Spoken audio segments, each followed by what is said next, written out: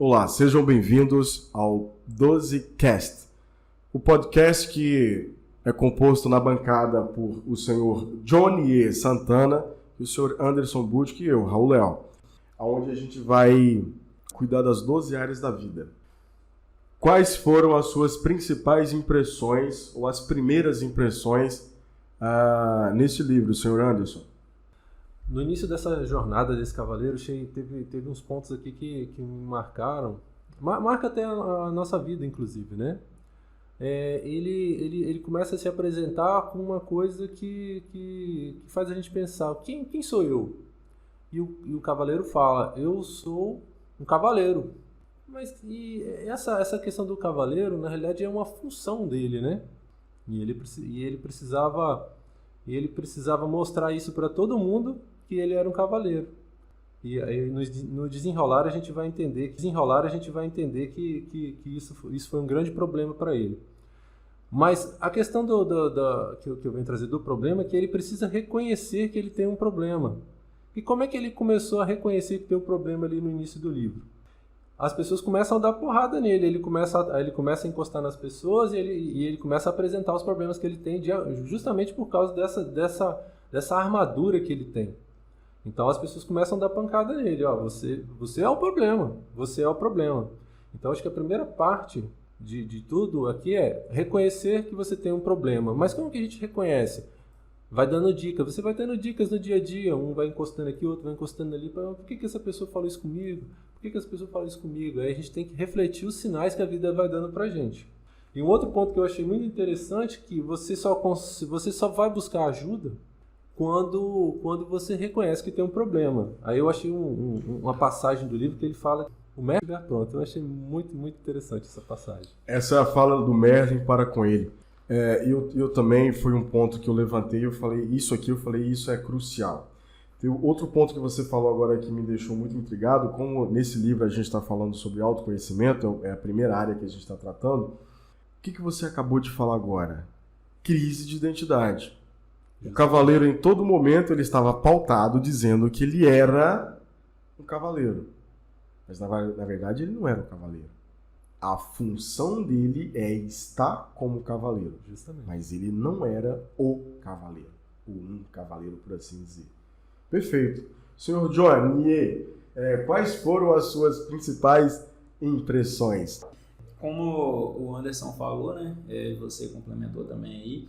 Ele colocou a profissão dele, né? O estar cavaleiro como a coisa mais importante, né? O estar cavaleiro como a coisa mais importante da vida dele. E assim como o Anderson falou, ele começou a machucar as pessoas próximas a ele, as pessoas que mais amavam ele começou a machucá-las, né? Que era a esposa dele e o filho. Ele não dava atenção para eles, não deixava eles falar, né? Como pode se observar no livro. Então, assim, ele queria sempre ser o centro das atenções. Ele era o ser maioral, né? Até ele identificar que eles estavam perdendo as pessoas que realmente amavam ele e que ele, com o passar do tempo, foi descobrindo que também amava, que não podia viver sem essas pessoas, né? Então ele decidiu buscar um meio de se libertar daquela armadura, pois ele já não se tornou uma parte dele realmente, porque ele já não conseguia mais cheirar. Então, assim, isso é bem interessante, que às vezes a gente tem algumas situações na vida da gente e se torna tão enraizado, tão parte do cotidiano, que você acha que você é aquela pessoa, sendo que não é. Foi um momento que você esteve ali, né? E você se deixou levar por aquilo ali, você acha que mas é só coisa de momento, né? E para você se livrar do vício, né? Seria como se fosse um vício, né? Tem a dificuldade. Você falou essa questão do vício, Johnny, eu achei muito essa questão da armadura muito interessante. Ela parece bloqueios, né, que a gente tem. No caso que a gente viu aqui, ele começa invisível, né? Mas ele fica tanto tempo que ele começa a ser aparente. Aí fica difícil de você tirar esse bloqueio. Perfeito. A gente vai falar sobre bloqueios emocionais também. Coisa top, hein? Outros dois pontos que eu amei referente ao livro. Outros dois pontos que eu amei referente ao livro. A primeiro é que a gente ainda não falou, que era sua esposa, que amava muito, a senhora Juliette, e o seu filho Christopher. E aí o Johnny tocou num ponto muito interessante, que quando ele já vai em busca para fazer a retirada da sua armadura. Só que antes disso, e até para complementar, se você me permite... Claro, tá aqui para isso aí, um complementando o outro, né? Um deixar passar, o outro vai lá e relembra. Isso, no momento que eu estiver falando, se quiser complementar, pode... Perfeito. Então, a todo momento, ele estava preocupado com a sua armadura, se ela estava realmente reluzente, se ela estava brilhando, e salvando as donzelas em seus respectivos castelos. Inclusive donzelas que às vezes nem queriam ser salvas, mas ele fazia questão de até desmerecendo quando elas o criticavam. E aí, no segundo momento, a senhora Juliette, juntamente com Christopher, começa a fazer a sua cobrança. Caramba, mas o meu pai mais trabalha do que está presente comigo, me dando atenção, me dando amor, carinho. E aí eu abro uma reflexão para com os senhores. Como que a gente está tratando essa nossa área da vida? Nós estamos, assim como aquele cavaleiro, a todo momento, trabalhando, e dando menos atenção aos nossos entes queridos, aos nossos familiares, nossa esposa, nossos filhos? Ou a gente já está dosando, já com essa pouca experiência que nós temos nas 12 áreas, ou nós já estamos dosando isso? Tem até uma passagem, né? Que o Christopher, ele pergunta à mãe, a Juliette, né? Como que é o rosto do pai, porque ele já não se lembra, ele só recorda do pai ao ver uma foto. Ele não reconhece mais, ele não sabe como o pai dele é, de tanto tempo que ele está vestindo essa armadura. Como o Raul falou, ele tem uma crise de identidade que inclusive nem a mulher, a esposa e filho reconhece mais. A identidade dele foi mudada por coisas de fora, né? Perfeito. E essa questão do que a gente aplica isso na nossa vida é tempo de qualidade com a família, né? É aquele tempo que ele tinha ali, ele não queria passar o tempo de qualidade com a família. E isso é importantíssimo. Tempo de qualidade. Sabe o que mais me intriga, o senhor Anderson? O que mais me intriga é o seguinte, a gente tem na nossa concepção, que vou citar o meu filho como exemplo, que a gente precisa trabalhar e tem muito dinheiro, e é óbvio, né, que não estou desmerecendo, a gente precisa sim isso, mas tudo com dose. Uma criança, ela tem a capacidade de cobrar o seu dinheiro, o seu filho, por exemplo, o Mateus, ele tem a capacidade de cobrar dinheiro hoje? Pela percepção que eu tenho, não. E nem terá, porque a coisa que ele mais precisa no momento é carinho, um afago, ele precisa do pai presente, independente de qualquer coisa. É óbvio que a gente não vai desmerecer a questão financeira, que sim, a gente precisa trabalhar, a gente precisa ser ávido a isso, mas às vezes a gente acredita fielmente que a gente precisa ter todas as coisas para que as pessoas entendam, para que as pessoas saibam que a gente tem, mas no fundo, as nossas esposas, os nossos filhos, naquele momento, eles precisam da nossa presença. Muito, muito mais que o dinheiro. Com certeza.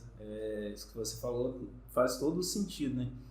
A gente tem que se identificar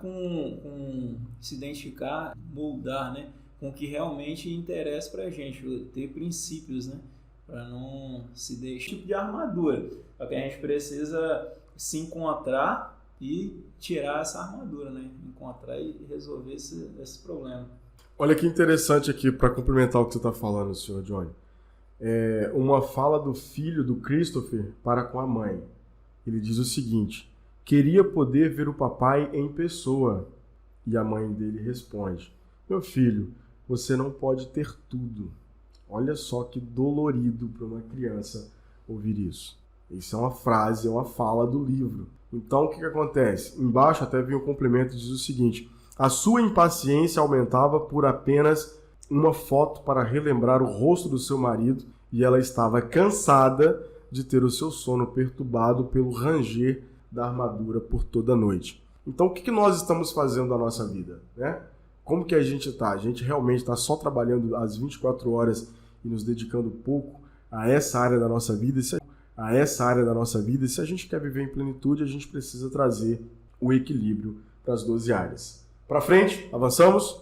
Só uma adenda em relação a essa questão da esposa e do filho, que você vê que o problema do cavaleiro, ele atinge toda a família, o problema não é só ele. Então olha a visão que ele... Atinge todo o ecossistema. Perfeito. Justamente. Pois é, e como foi falado aí, né? Ele chegou um momento que ele se identificou que ele precisava largar essa armadura, né? Então ele começou a ir em busca de como se livrar, já que ele não conseguia tirar ela sozinha. A Juliette tentou, né, ajudá-lo, mas a armadura já estava emperrada, como foi dito, né? Tanto tempo que ele vestia essa armadura, ele não conseguia se livrar dela. Então ele foi em busca do ferreiro, que era o cara considerado o mais forte do reino, né? Perfeito, pra poder tirar essa armadura e logo de cara que tirar essa armadura e logo de cara o que ele faz com o ferreiro? Vai lá e pisa no pé do ferreiro. Pisa no dedão do ferreiro, o ferreiro solta aquele urro e dá-lhe um pancadão na cabeça, no elmo dele. E aí é onde que ele percebe que tem uma problemática gigantesca. Se o ferreiro, que tinha tanta força, conseguiu dar uma cacetada no elmo dele, o elmo não saiu, aí ele viu que de fato ele tinha um problema gigantesco. E aí é onde ele começa a sua busca incessantemente para retirar a armadura que há tanto tempo que ele já não retirava, que agora ela se encontra toda emperrada em seu próprio corpo. Vale ressaltar também, né, que ele só decidiu retirar a armadura depois que a Juliette falou que ia embora e ia levar o filho dele, né? Perfeito. Até então ele ainda tentou convencer ela de que não haveria necessidade, né? Fato, né, cara? Ele amava, mais uma vez, ele era narcisista. Ele era narcisista. Ele amava muito aquela armadura dele. Talvez eu não possa dizer que ele estava colocando em xeque a esposa e o filho. Mas que ele amava a armadura, amava. Era o que ele fazia. Na folga dele, ele estava dando um lustre lá na armadura. Top. Nessa busca aí que o Johnny colocou agora, que ele começou a perceber os problemas, né? Como eu lá no início. E ele começou a procurar. Como é que eu faço para retirar essa armadura? Bateu em um, perguntou outro, perguntou. E alguém fala para ele, mas você está procurando nos outros as respostas para suas perguntas. Top. E eu acho que esse detalhe é o detalhe do autoconhecimento que a gente está buscando. Sim. Você vai buscar no outro as perguntas que você tem que responder dentro de você. É claro que você precisa de ajuda, mas o outro não vai responder, ele vai só talvez dizer o caminho que você tem que seguir para você responder, mas as respostas é você que vai chegar nelas. Que é justamente o que a gente está trazendo para vai chegar nelas. Que é justamente o que a gente está trazendo para vocês que estão nos assistindo e nos ouvindo. A gente traz o conhecimento e automaticamente a gente também leva a instrução. Por que eu gosto de sempre falar sobre isso? Conhecimento sem instrução, na sua concepção, Johnny, a gente até conversou, nós três já conversamos sobre isso em outro momento. Conhecimento sem instrução, ela é válida? Na sua concepção? Conhecimento sem instrução? Sem instrução. Não. Elas são parelhas, né? Eu acho que você tem que ter o conhecimento e a instrução para você pôr em prática. Não adianta nada você conhecer, né? Ter conhecimento. Você estudou, mas nunca colocou nada em prática. Não vai mudar nada. Ó, eu vou dar um exemplo para você que nos assiste, para você que nos ouve, do que seria um conhecimento sem instrução. Digamos que o senhor Anderson, ele é um cara que não entende nada de finanças, e aí eu vou dizer para ele o seguinte: Anderson, amanhã o dólar vai subir para R$9 com esse conhecimento. O que você faria? Você não sabe o que fazer, não serve de nada. Conhecimento sem a instrução, de nada vale. Para quem trabalha com finanças, para quem trabalha com bolsa, para mim que sou um cara leigo nessa área, o dólar a R$9, para mim não faz diferença nenhuma. Então o intuito desse podcast é levar o conhecimento, mas também levar a instrução de como você fazer. Referente ao que a gente está falando aqui do cavaleiro, em específico, ele procurou o ferreiro. Tem uma fala muito interessante aqui, eu vou abrir um adendo, tá? A hora que ele procurou o ferreiro, ele disse: estou com problemas.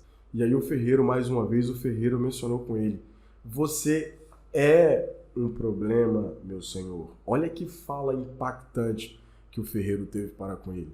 Meu senhor, você é um problema. Lembrando que o cavaleiro era patrão do ferreiro.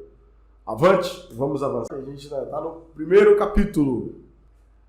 O cavaleiro, ele, após ouvir, né, essa fala do ferreiro aí, ele falou, não, eu preciso resolver isso. Então, e ele era o problema. Ele se achava que era o resolvedor de problemas, indo lá salvando as donzelas, as princesas, matando o dragão. Muito bom. Ele achava que, né, ele era o grande herói, sendo que, na verdade, ele já estava se tornando o vilão, porque a esposa dele queria abandonar ele junto ao filho, porque não sentia amor, né? Não sentia reciprocidade no sentimento que ela tinha por ele, né? Então ele sai em busca de como retirar essa armadura.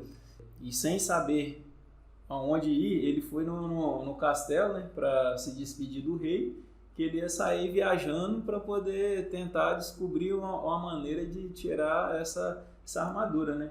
E lá ele encontrou o Bouza Alegre, né? Que era o bobo de tirar essa armadura, né? E lá ele encontrou o Bouza Alegre, né? Que era o bobo da corte ali que ficava só fazendo palhaçadas, brincando com todo mundo. E ele perguntou, o Bouza Alegre perguntou onde ele iria, né? Ele falou que ia se despedir do rei porque ele ia cavalgar, né? Para poder achar alguém que pudesse ajudá-lo a tirar a armadura. E o Bouza Alegre fala algumas coisas com ele lá bem interessantes, né? Algumas falas dele lá que a gente levando ao pé da letra aí dá para tirar muito conhecimento, né? Perfeito. Depois de toda a conversa que ele teve com o Bouza Alegre, ele voltou inclusive para despedir do bobo da corte, que o ajudou, que indicou que ele estava como ele faria, né? Que deu a instrução de como ele faria para fazer a retirada da armadura, que era indo até o senhor Merlin, na floresta, que já é o próximo capítulo que a gente voltou para agradecer o Bouza Alegre. Entretanto, no seu agradecimento, como ele ainda estava com a armadura, mais uma vez ele acabou ferindo uma outra pessoa que ele não tinha intenção de ferir. Traz para nossa vivência, quando a gente está com a armadura, ou seja, quando a gente não retira as nossas máscaras, a gente machuca pessoas que a gente não tem intenção de machucar. Exato. Até só complementando uma das frases, né, que o Bouza Alegre falou com ele, problemas nunca me deixam balançado, são oportunidades que estão chegando. E a gente, olhando essa frase, quando você se depara com algum problema, né, você acha que, pô, minha vida acabou, tem um problema gigantesco, o que eu vou fazer agora? Então, assim, às vezes você tem que pegar o problema e tentar tirar alguma coisa boa dali, né? Viu? Se há algum lado bom, né? Podendo dizer que o problema é problema, né? Mas... Cara, então, filosoficamente falando, sempre há uma beleza oculta por trás. Mas isso é algo para a gente discutir no segundo momento. Exatamente. Mas sempre há uma beleza oculta por trás. Só um parênteses que eu abri, né? Que para a gente, então, assim, ficar sempre atento, né? Que dos problemas podem vir boas ideias, boas soluções. Essa questão do problema que você coloca aí é muito interessante, é uma questão de mindset também, né? Por exemplo, você vê um problema na sua frente, meu Deus, tem um problema. E ao mesmo tempo, de uma pessoa que já está acostumada a resolver problema, ele vai olhar o problema, não, isso é só mais um problema para resolver. Então a gente começa a evoluir. Quando você deixa de achar que o problema é muito grande, você acaba encarando ele de forma mais fácil e você avança mais facilmente. Eu acho que tem a ver com mindset. O senhor me permite fazer um complemento? Sim. Referente aos problemas, é exatamente uma das 12 que a gente está falando, que é a inteligência emocional. Como você lida com o problema? As pessoas mais bem remuneradas do mundo são pessoas que aprenderam. Então essa questão do mindset que você falou é uma sacada genial. Porque, peraí, eu estou tendo esse problema neste momento, calma aí. Mas alguém já passou por isso. Se uma pessoa já passou, significa que eu posso me reportar a ela e saber como resolver esse problema. Então, é aquela questão, não é exatamente o como, é quem resolve o problema. Então, a gente precisa ir atrás do quem resolve o problema. Muito top. É muito interessante isso aí, que você encurta o caminho, né? Saber quem já resolveu o problema, você encurta caminhos de uma forma muito rápida. Então, nos últimos anos, a gente está aprendendo que essa questão de encurtar caminho, tem pessoas que encurtam caminhos por 1000 anos. Hoje eu vi isso. O cara consegue rampar 1000 anos. Por quê? ele pega a expertise, falando financeiramente agora, por que o cara consegue virar bilionário? Porque ele pega a expertise bilionário.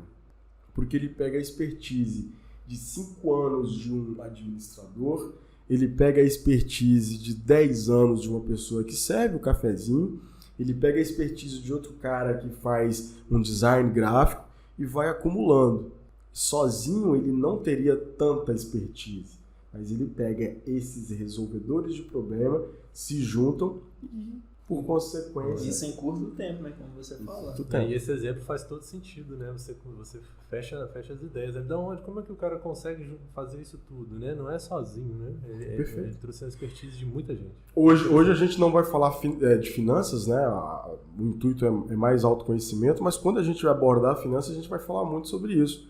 Como que o cara vira milionário, como que o cara vira bilionário num espaço de tempo, sendo que todo mundo tem as mesmas 24 horas? Então, o que ele está fazendo diferente, né? Vamos continuar? Então, ele atrás do tal do Mago Merlin, né? Que o Pouso Alegre indicou, né? Que ele pudesse que o mago resolveria o seu problema, o seu grande problema. Sendo que o problema, né, era ele, né? Quando a gente fala assim, quando a gente bate muito nessa tecla de que o problema era ele, na vida a gente tem esse pequeno problema. É achar que o problema sempre está em terceiros.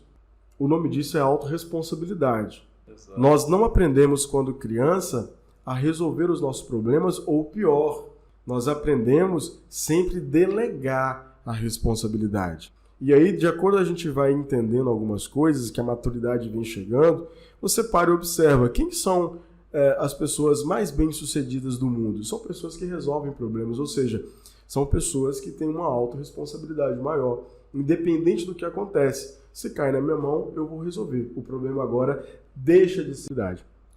Um adendo nesse ponto que você tocou, muitas vezes as pessoas delegam a culpa, né? Delegam a culpa.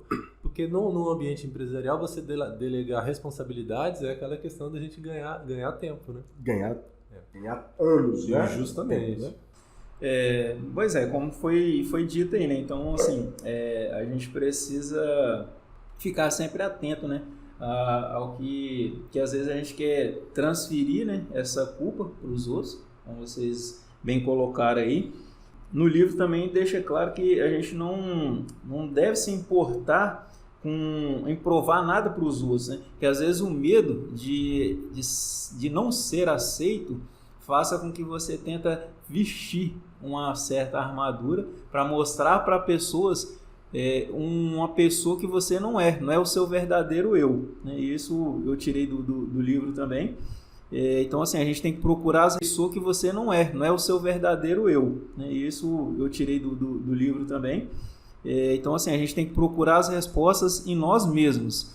E um ponto que eu achei interessante no livro, que até então, ele ouvindo diversas coisas, né, que, como você comentou, Raul, ele fazia uma pergunta para o mago e o mago devolvia essa pergunta para ele.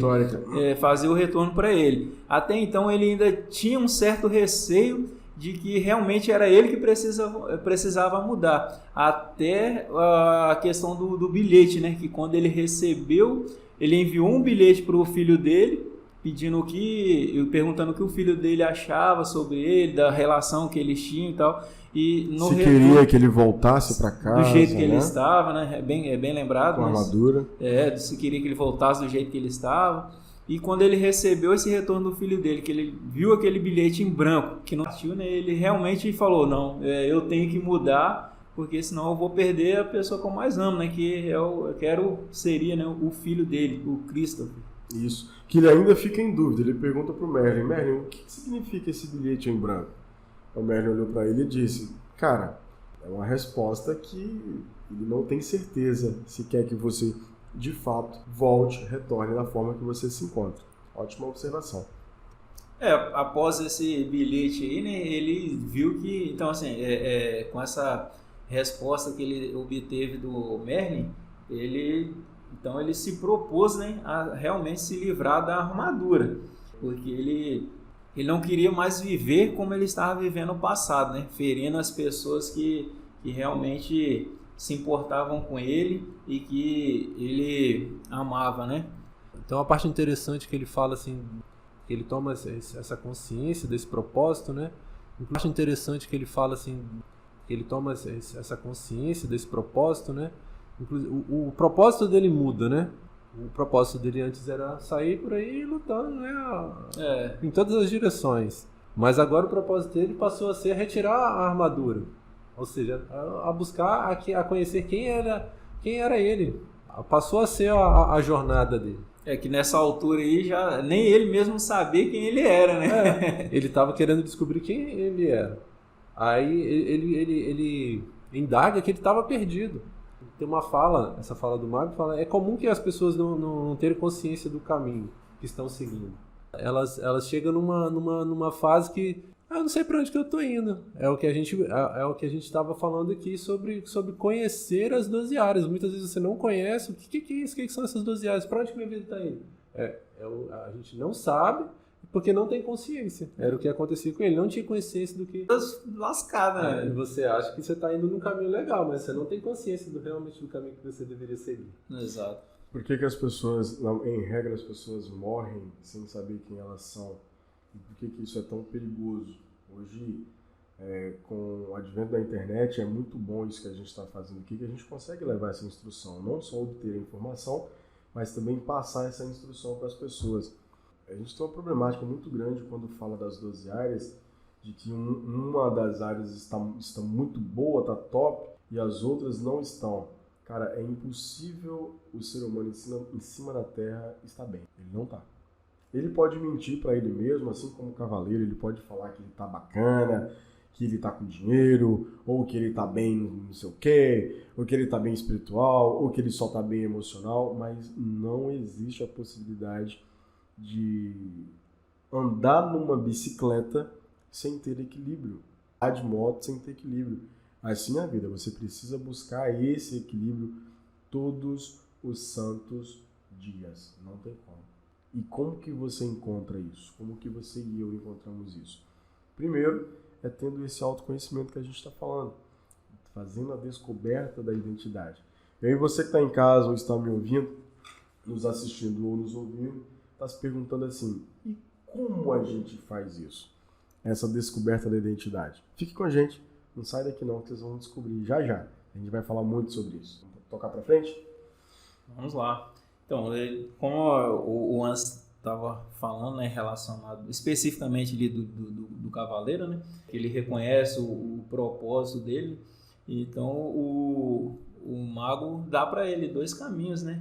O caminho largo, né, de onde ele veio, seria o caminho da vida que ele já vivia, né?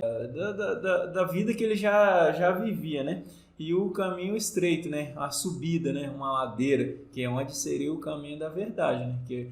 Então, assim, por aí a gente já vê, né? Que o caminho da verdade, ele é sempre mais difícil, né? Já é mais estreito, é uma subida, né? Quando ele decide que ele quer ir pelo caminho da verdade, ele acha que poderia ir montado no cavalo dele, que tudo que ele fazia era montado no cavalo, né? Então, o cavalo que carregava o peso, né? E ele tinha que a partir do momento que ele tomou a decisão, ele tinha que seguir sozinho. E isso aí ainda deixou ele um pouco balançado, se realmente ele iria ou não, né? Eu achei muito interessante essa fala, Johnny, porque é assim, na vida quando nós temos um desafio pela frente, quando você vai descobrir algo novo, é muito fácil você voltar pelo caminho que você já passou, né? Porque aquele caminho você já conhece. Zona de conforto.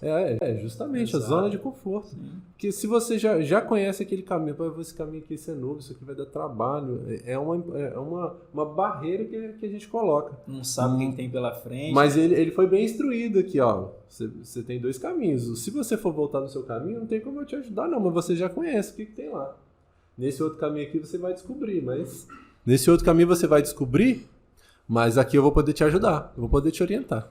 A importância do conhecimento mais a instrução. A gente está falando sobre isso desde o início. Faz todo sentido. Capítulo 3, o caminho da verdade. Quando o mago vira para ele e fala, cara, você tem duas alternativas. Johnny salientou muito bem. Ou você deixa seu cavalo, deixa tudo para trás e sobe e ele se desespera. Por que ele se desespera naquele exato momento? Porque ele já não vai ter mais o apoio do cavalo, onde ele ficava montado todo o tempo, até para carregar a própria armadura, que é muito pesada, né? E um outro ponto que a gente até não acabou não abordando lá atrás, o livro é muito complexo, na verdade não é complexo, é muito amplo, como ele era alimentado. Quem alimentava ele era um esquilo quebrando nozes e colocando as nozes na boca dele, para ele comer através...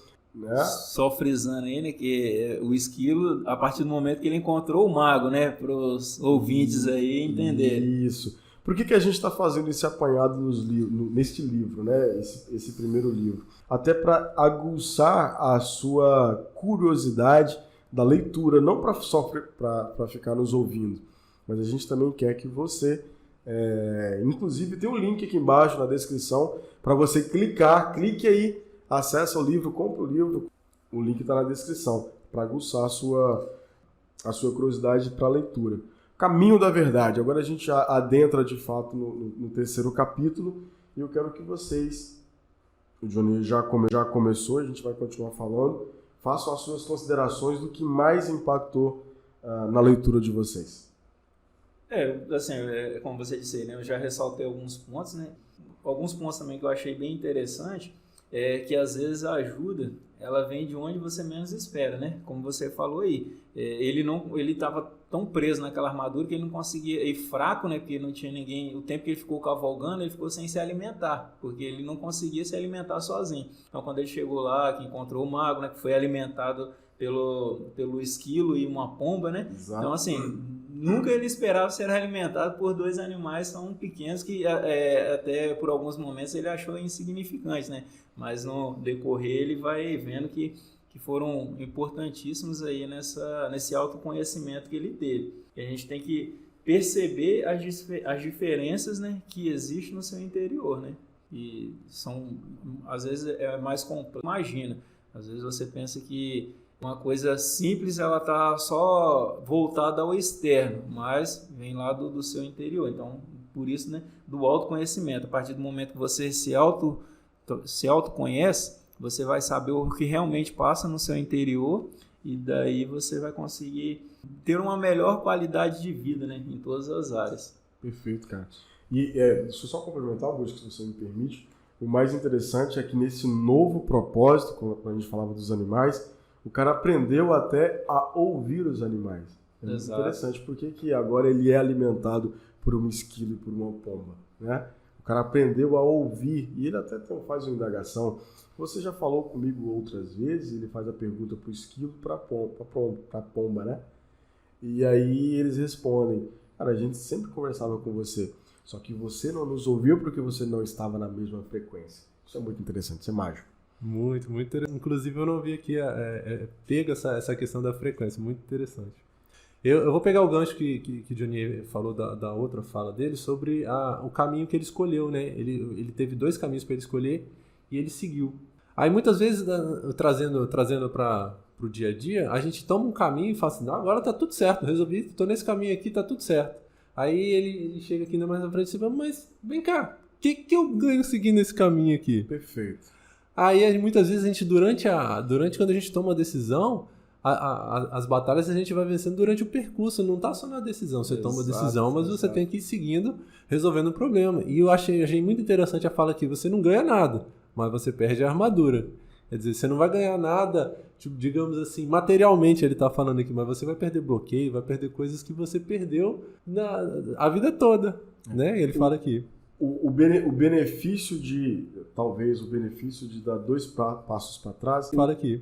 O benefício de dar dois passos para trás, como por exemplo perder, que era o principal foco, objetivo, propósito, seja como for chamado dessa forma, o principal objetivo era perder a armadura. Então é dar dois passos para trás. E o que ele ganha com isso? Ele ganha novamente o carinho, o respeito da esposa, o afago do filho, de novo, né, novamente poder estar comandando, governando o seu castelo juntamente com o rei. Daqui a pouquinho a gente vai falar sobre o rei dele também, coisa boa, já está no 3º para o 4º capítulo. Maravilha. Então, tô gostando do nosso bate-papo, tá? Tô gostando. Muito interessante. Só uma ressalva também, né? Que a gente tem que aceitar mais e ter menos expectativas, né? Que às vezes você coloca muitas expectativas, né? E com o resultado você não aceita. Eu posso fazer abrir um parênteses? Não só pode, como deve. Expectativas é uma das 110 toxinas do nosso cérebro. Muita coisa 110 boa. toxinas que existem no nosso cérebro. Muito bom, muito bom. Eu também destaquei esse item que o Johnny falou, que tem uma fala lá, né? Que quando você aprender a aceitar as coisas sem ter expectativas, você não desaponta. Então, quando você chega numa situação, você está lá esperando alguma coisa, você nunca viu, você já vai criando aquilo. Se não for do jeito que você esperava, você cria um bloqueio, né? E vem a frustração, você acaba sendo bloqueado e nunca avança na vida. Justamente. Você que está nos assistindo, tem algum tipo de bloqueio, de frustração? Já foi bloqueado alguma vez? Manda pra gente aí. Se já foi bloqueado alguma vez, alguém te deixou frustrado alguma vez, compartilhe conosco. A gente vai curar esse negócio, a gente vai te mostrar os caminhos para curar. Avança? A gente não vai curar, a gente vai te mostrar o caminho. Como... É a instrução. Exato. Deixa eu só ver aqui uma fala muito interessante aqui também, que o referente ao outro caminho, o Merlin fala para ele, você pode voltar por aquele caminho anterior, né, que seria a segunda alternativa, entretanto, vai ganhar de volta a desonestidade, a ganância, o ódio e até mesmo o ciúme. Eu não sei se vocês conseguiram pegar essa fala.